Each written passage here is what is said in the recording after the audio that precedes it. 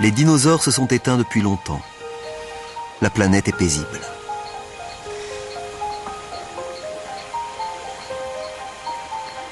Dans ce nouveau monde, nos ancêtres mammifères évoluent.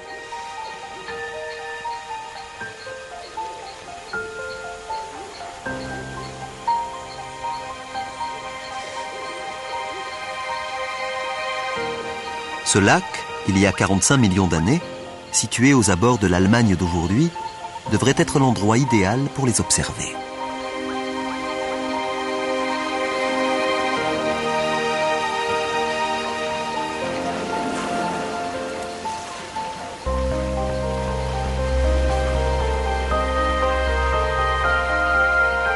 Celui-ci est différent des spécimens que nous avons vus auparavant.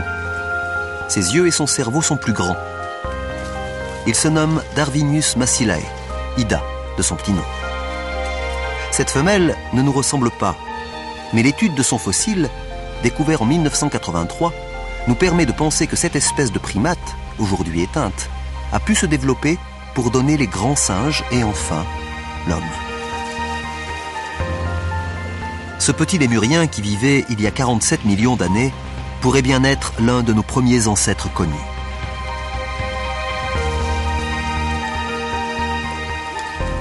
Le plan d'eau repose sur un cratère volcanique.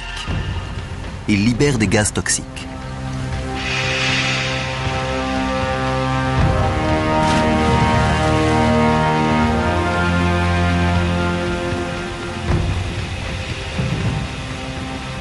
Le lac qui a tué Ida va la conserver dans ses eaux à faible teneur en oxygène.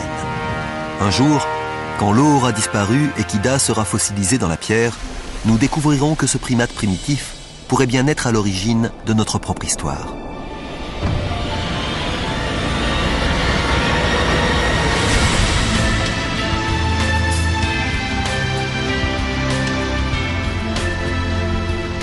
Voici notre planète il y a 20 millions d'années. Chaque océan, chaque continent est à la même place qu'aujourd'hui. Il ne manque qu'un détail. L'homme. Pour que l'être humain fasse son apparition dans ce monde, quelque chose doit changer.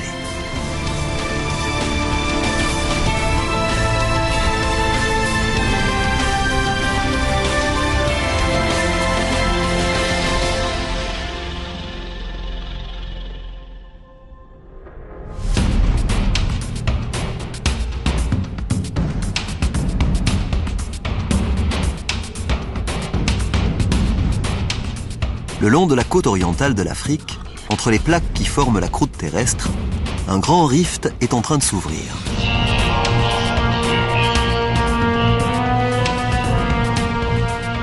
Il s'étend sur plus de 6400 km.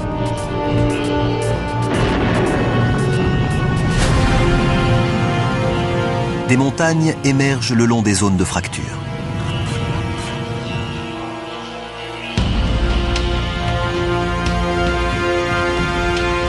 Là, on dirait un singe. Ce n'est pas un humain.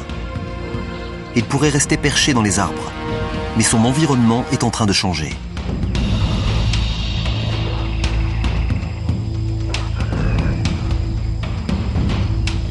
Les nouveaux massifs agissent comme un mur qui empêche la région de bénéficier de l'humidité provenant de l'océan Indien. Il fait plus chaud et plus sec. La forêt tropicale se transforme en savane aride. Le réchauffement du climat est en train de détruire l'habitat de ces créatures.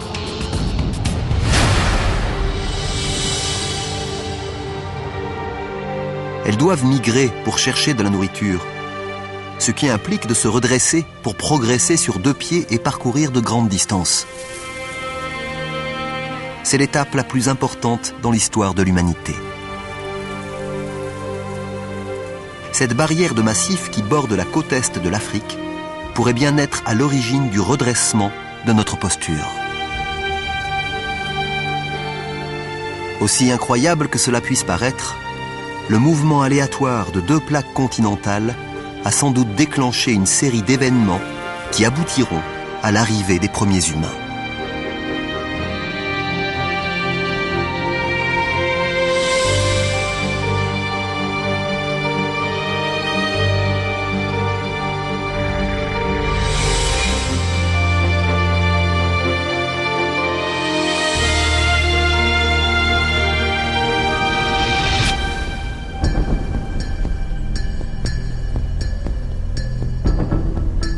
un homme et un enfant. Ce pourrait être une scène contemporaine.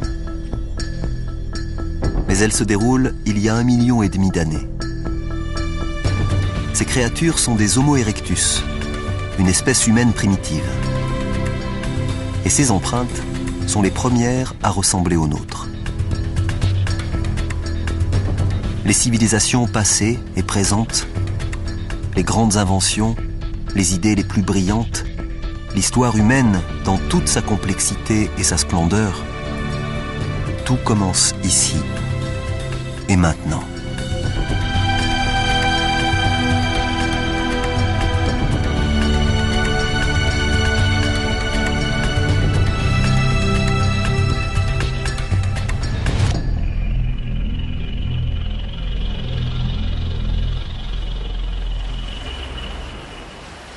Le climat change à nouveau.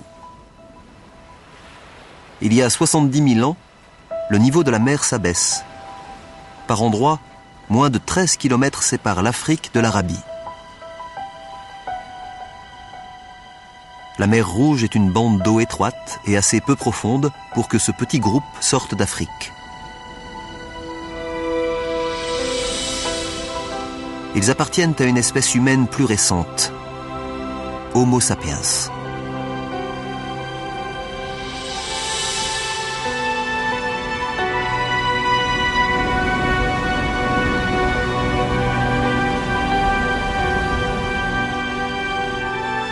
Le groupe a réussi la traversée. Les scientifiques sont convaincus que chaque homme, femme et enfant né en dehors de l'Afrique descendent de ces 200 et quelques individus. Au fil du temps, nos ancêtres se multiplient et s'étendent à l'Inde, à l'Asie et à l'Europe.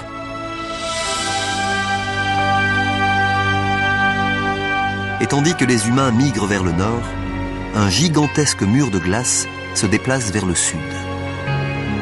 Cette période glaciaire transforme la planète une fois de plus.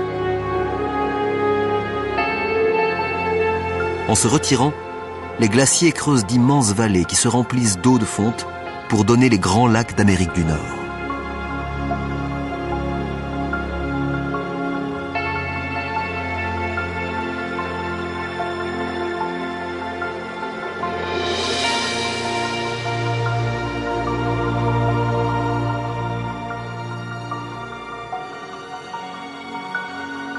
Il y a 6000 ans, la glace se retire jusqu'au pôle, autour de l'Arctique et de l'Antarctique.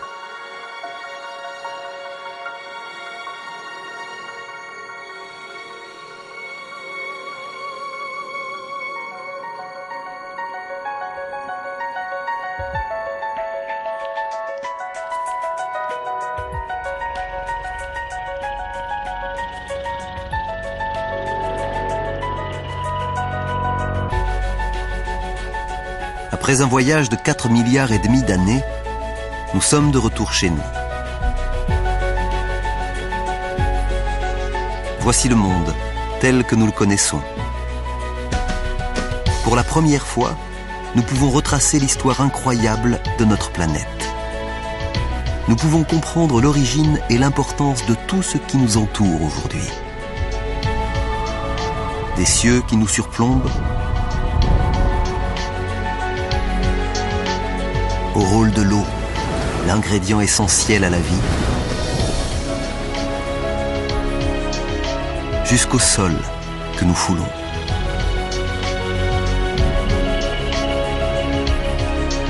Et enfin la vie, résultat spectaculaire d'une chaîne de hasards, de coïncidences et de catastrophes.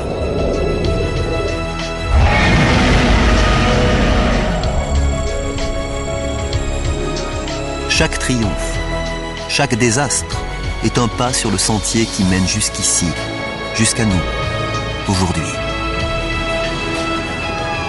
Cependant, l'histoire de la Terre ne s'achève pas maintenant.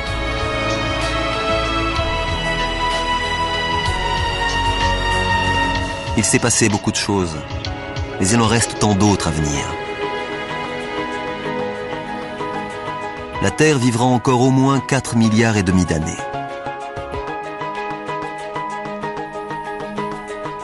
Nous n'avons accompli que la moitié du voyage.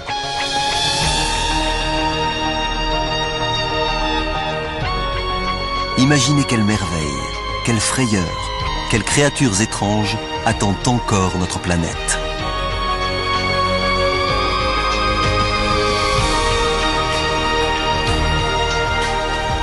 Le prochain chapitre de l'histoire de la Terre reste à écrire.